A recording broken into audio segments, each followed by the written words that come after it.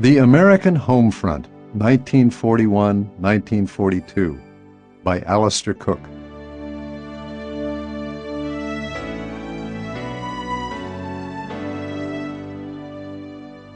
Foreword.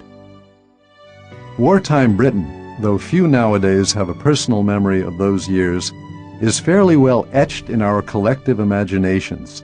The silent, blacked-out streets, the night skies lit by beams searching for bombers, the raucously cheerful workers' playtime lunch-hour concerts broadcast from a factory somewhere in the north, the boxed gas masks on every scurrying shoulder, the nightly pip-pip-pip preceding BBC radio bulletins where the only consolation for the invariably bad news was that the unshaky baritone of the announcer Alvar Liddell suggested somehow there would always be an England.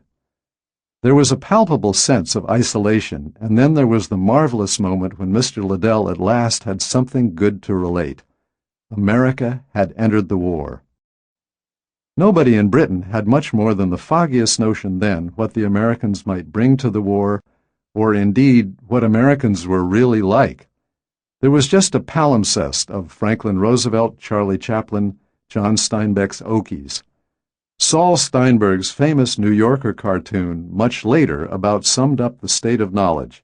The skyscrapers of Manhattan distended westward to Hollywood and the Pacific, with something vague and dusty in between. The arrival in ration book Britain of GIs armed with temptations of nylon stockings and cartons of cigarettes excited more envy than curiosity. After all, they came in late last time, took the credit for whipping the Kaiser, didn't they? And they were coming in late again. What was happening in the vast mystery of America was, of course, of supreme importance and more than passing interest, as that new American citizen, Alistair Cooke, realized at the time. Having worked in London as the BBC's film critic, he had returned to America in 1937 in time to hear the drum rolls of war reaching Washington from the Far East. He was in the capital for Pearl Harbor on December 7, 1941, and then, on the morning of February 27, 1942, he left the air of tobacco-choked energy that is the Washington odor of panic. Forsaking the hot news from the capital, he set out on a prodigious journey to explore the country, south, west, north, and east. On the first trip, he drove much of the way in a car with 5 retreads. Then, in 1943... Sample complete. Ready to continue?